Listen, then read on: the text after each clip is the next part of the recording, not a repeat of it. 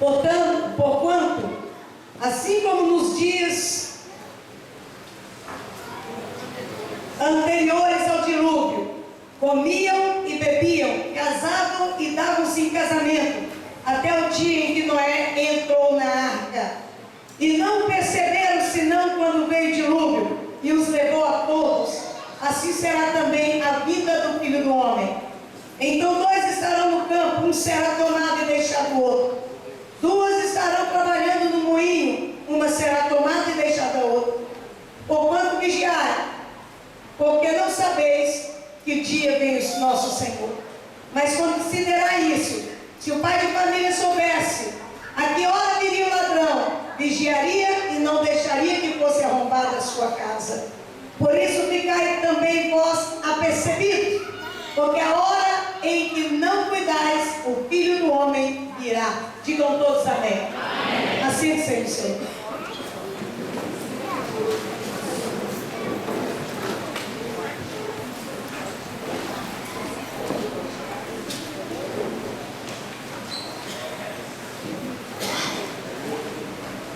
Preste bastante atenção,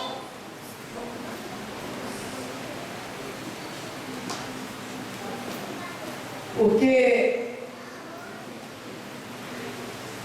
a palavra do Senhor diz aqui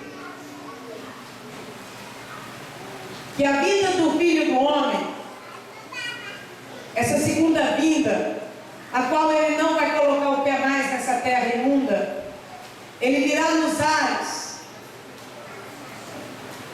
Ele virá assim como no tempo de Noé. A Bíblia diz no livro de Gênesis que Deus ele fala com Noé: Noé, prepara e faz uma arca. O tempo era o mesmo, esse tempo, o mesmo tempo de pecado, de iniquidade, as coisas crescendo.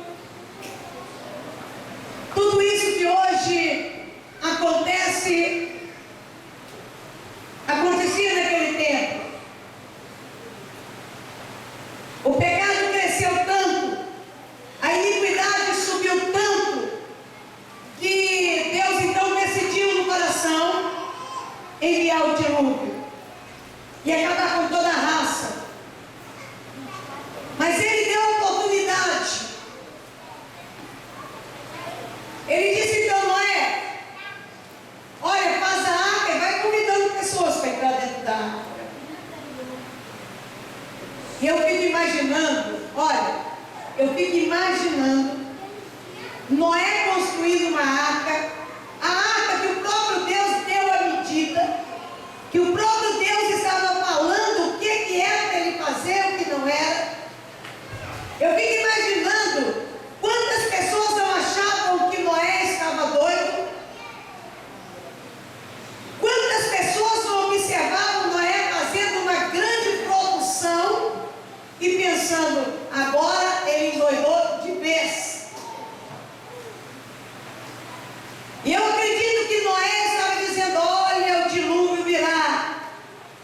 E as pessoas dizendo que ele estava louco e que aquilo era bobagem. E as pessoas não quiseram entrar na arca. As pessoas estavam vendo o que Noé estava fazendo. Eu até fico imaginando Noé pregando naquela época e dizendo: olha, arrependei-vos e entra na arca, porque o dilúvio vem. Mas aquelas pessoas não deram ouvido a Noé e continuaram fazendo as mesmas coisas, cada um se preocupando com a sua própria vida, cada um fazendo a sua própria vontade, cada um sujando mais, como diz a Bíblia: aquele que está sujo, suje-se mais. E o povo cada dia fazendo coisas terríveis, e até mesmo aqueles que se diziam servos de Deus da época também ficou, porque a Bíblia diz que só entrou na arca Noé e a sua família. E nós começamos a perceber que naquele mesmo tempo a arca ficou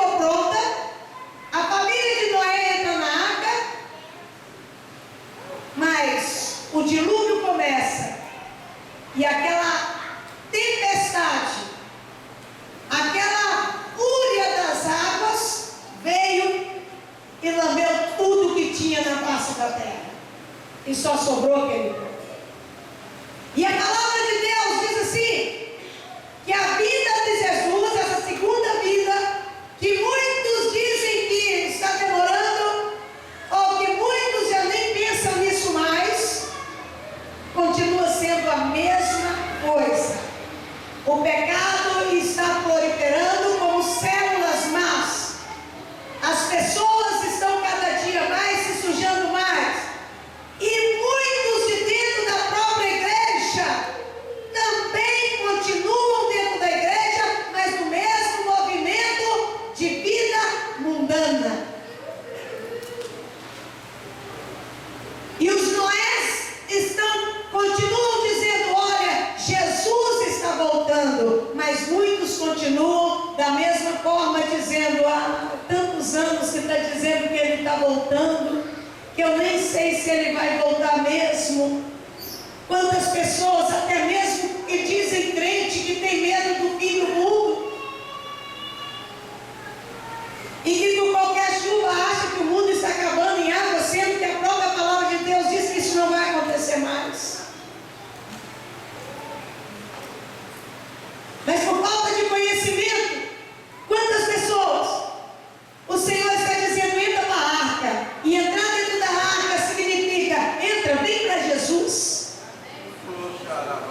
E vir para Jesus não significa só vir à igreja, mas tome uma decisão, tome uma postura de servo de Deus. E as pessoas continuam achando que Jesus está demorando, e que algumas até acham que é melhor largar a presença de Deus, algumas ficando pelo caminho, e a iniquidade crescendo, e cada dia mais crescendo, e até mesmo a gente pode ver quantas igrejas entrando em confusão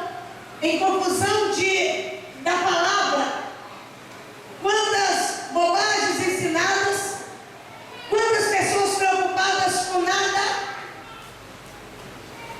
E Jesus, a palavra continua dizendo, olha, Jesus, ele está voltando. E a palavra do Senhor diz, ora vem Senhor Jesus. E eu vou te dizer uma coisa, as coisas têm andado tão apertadas do lado dos crentes, que nem percebendo os crentes não estão percebendo a sutileza de Satanás. Não estão percebendo que o diabo, ele tem agido fazendo com que crentes acham que pecado não é mais pecado, e fazendo com que muitos estejam andando como se quiser, do jeito que querem. E a palavra do Senhor diz, olha, que Jesus virá como nos dias de Noé. Está sendo avisado, está sendo proclamado, está sendo falado, a Bíblia está dizendo, e nós precisamos acreditar, e o povo continua na mesmice, entendendo o seguinte, quando se tem um jogo, não se vê crentes, quando tem uma coisa, há um churrasco que é tão crente, onde está o crente, certos dias que a gente fica pensando, meu Deus, onde está fulano, onde está ciclano, agora mesmo estou dando falta de um monte de crentes, onde eles estão? O que é mais importante do que um dia como esse tomar ceia do Senhor? Mas a Bíblia diz que nos fins dos tempos o amor de muitos esfriaria. E esse amor que está dizendo é o amor pela obra, o amor pela causa, o amor pelas pessoas, aonde o Senhor diz, olha, amai-vos uns aos outros como eu vos amei. E ele diz, olha,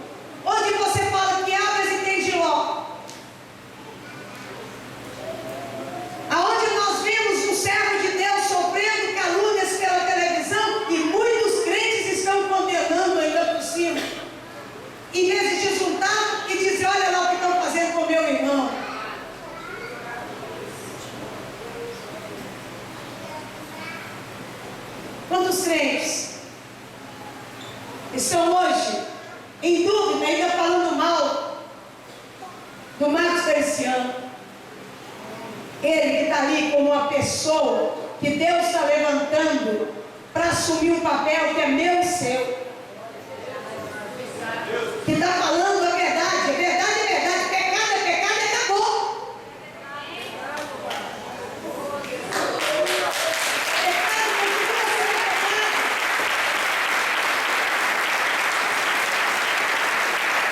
Se nós não tomarmos posição de servos de Deus, se nós não nos posicionar, olha, você precisa ver o crente na televisão e entender lá, meu irmão, ó.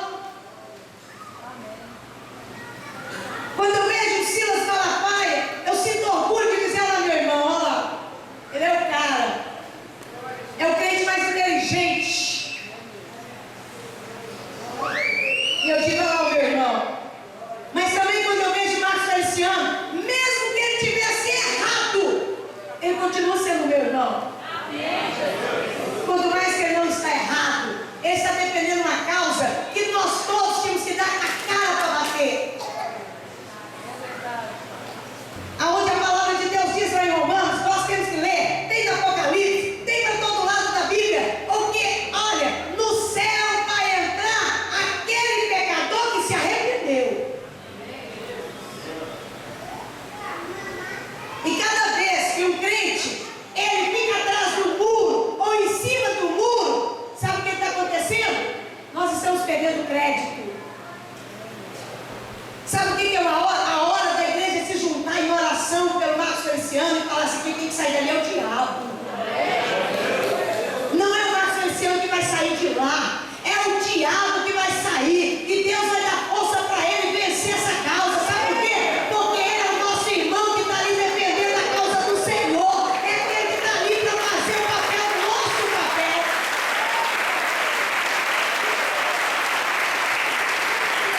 Eu quero desafiar a igreja hoje a se posicionar para orar para esse homem, porque eu já tenho orado por ele. Eu oro pela família de Márcio Valadão toda, eu já oro por Ludmila Pega, para todos esses, Fernandinho, eu já oro por todos esses que estão em evidência. Sabe por quê? Porque amanhã pode ser você, pode ser eu. E lógico que quando a igreja cresce, o diabo se levanta. E nós precisamos nos posicionar. De que lado você está? De que lado nós como igreja estamos? De criticar um homem que está fazendo a obra de Deus, que já ganhou milhares para Jesus, e agora simplesmente a televisão fala, pega lá na internet um pedaço, pega um pedaço esporádico lá, o carro lá, e começa a falar de coisas que nós já até escutamos e sabemos que não é daquele jeito, e muitos crentes estão ainda assumindo o papel de contra Marcos Feliciano. Então nós precisamos entender de que lado nós estamos. Qual a nossa posição como crente? Vamos orar por ele. Vamos nos posicionar, vamos nos levantar. Porque olha, amanhã, pode observar a quem está em evidência. Nós temos que segurar na mão dessa pessoa. Nós temos que entender o nosso irmão. Olha lá, olha que nem a Maria Gabriela, ela tentou julgar o Silas Malafaia no chão. O Silas Malafaia fez isso, ó. E eu fiquei honrada, olha lá o meu irmão, olha lá, o cara ele é bom mesmo, ele é de Jesus, é ali, ó, ali está sentado, não é ele não, é a igreja do Senhor Jesus Cristo, está sentada ali, ó, de frente para aqui. É a igreja do Senhor. Posiciona a igreja, posiciona. Chegou a hora de nós nos policiar de quem que nós temos falado. Quantas pessoas, eu fico impressionada, o pastor é uma celebridade. Aí você me pergunta, por que, pastor? Porque ele prega a maior mensagem que existe, a mensagem da salvação. Você sabe o que acontece quando um homem, uma mulher de Deus se levanta para pregar a palavra de Deus? O inferno perde. Quem que você já viu na televisão que não seja um homem de Deus ou uma mulher de Deus que põe o inferno no chão? Quem é? Me fala. Eu estava olhando, acho que foi sábado, acho que foi ontem, eles fazendo a vida de Chico Xavier. E a gente fica pensando, quando Quantos crentes falando mal dos pastores, enquanto tem uma classe aí que está levantando, fazendo de tudo para não morrer a imagem de um homem que levou um monte para o inferno. Quantas pessoas levantando a bola de pessoas, eu fico impressionada.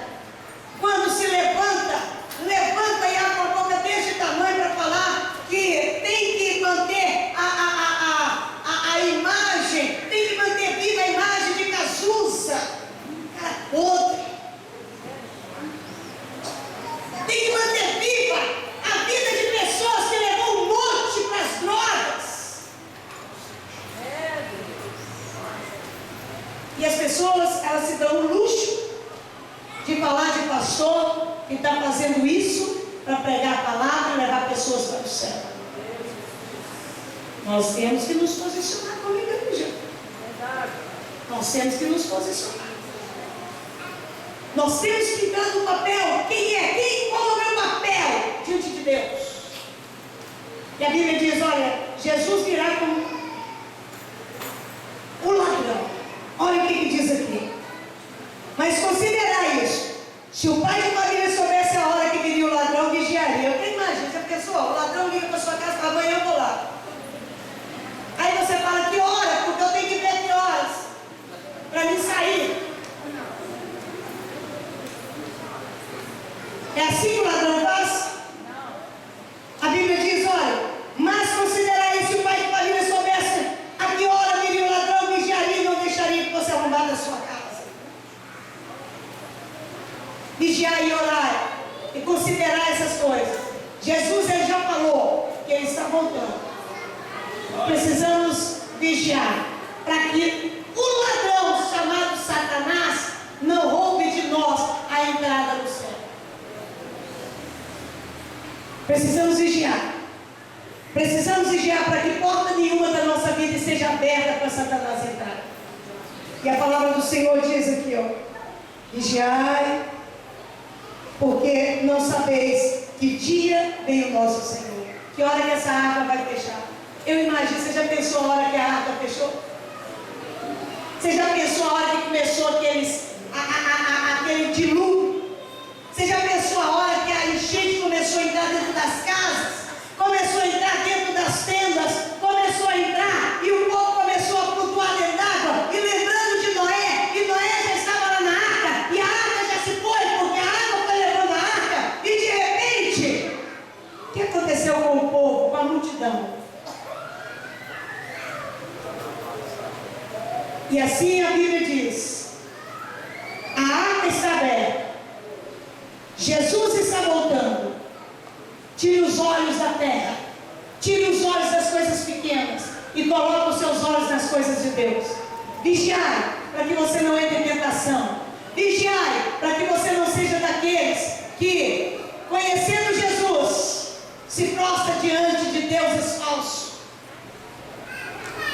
Que você não seja um daqueles como Judas Iscariotes, que por causa de dinheiro, 30 moedas, largou Jesus.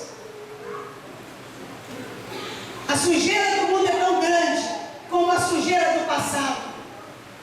A Bíblia diz que quando Jesus ressuscitou, do mesmo jeito que Maria, que os discípulos viram que Jesus tinha ressuscitado, aqueles soldados também viram e correram e contaram para o seu chefe. E eles disseram, olha, eu vou dar muito dinheiro a vocês, porque vocês falam que os discípulos vieram e roubaram o corpo dele. E até hoje, essa mentira, até hoje faz com que pessoas estejam esperando ainda o Messias. Quantas pessoas estão dentro da igreja e sabem a palavra de Deus, mas ainda leva outros dizendo, tem tanto tempo que fala nisso, você está acreditando nisso? Que é isso? Vamos divertir? Jesus vai demorar a voltar? Ainda tem muita gente para ser pregado no Evangelho? Cuidado, a arca pode fechar a qualquer momento. Que não seja eu e você a ficar nessa terra, mas que quando a trombeta soar, a Bíblia diz que será como um relâmpago que sai do ocidente e se mostra no oriente. que sai do Oriente e mostra no Ocidente. Vai ser não vai demorar a ponto de você procurar alguém. Vai acontecer. A coisa vai acontecer de uma forma. E Deus está dando oportunidade de chance para mim e para você. De pegar, de colocar uma primeira. E encarar Jesus de perto. Encarar Jesus de verdade e dizer: eu sou de Deus.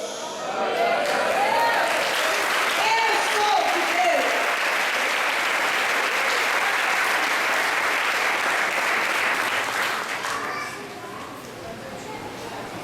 Vigiar. Aqui está a ceia do Senhor. Esse dia uma pessoa virou para mim e falou assim: pastor, eu não sabia que ficar sem tomar ceia, a gente fica morto. E eu falo isso direto, não é? Direto eu falo isso aqui na igreja. Quem não toma ceia, até tomar de novo, está morto diante de Deus. A palavra de Deus diz lá em 1 Coríntios: examine-se, pois, o homem, e aí tome a ceia do Senhor. Não sou eu que tenho que te examinar. Não sou eu que tenho que ficar julgando se você pode ou não tomar ceia. É você mesmo. Agora, não fique sem tomar ceia. A Bíblia diz: se confessares os vossos pecados, Ele é fiel e justo para perdoar os pecados, e o sangue de Jesus te purifica de toda imundícia. Se o teu coração te condena, maior é Deus, que diz em Romanos 8:1: nenhuma condenação há para aqueles que estão em Cristo Jesus, que já passaram da morte para a vida. É preciso que nessa noite você se examine, não para te condenar, mas para que você peça perdão e você faça parte da mesa do Rei. Não despreze a mesa do Senhor. Quando chegar aí dizendo: olha, receba o corpo de Cristo, diga: obrigado, Senhor. Mas não fique sem tomar ceia do Senhor. Fique de pé no seu lugar.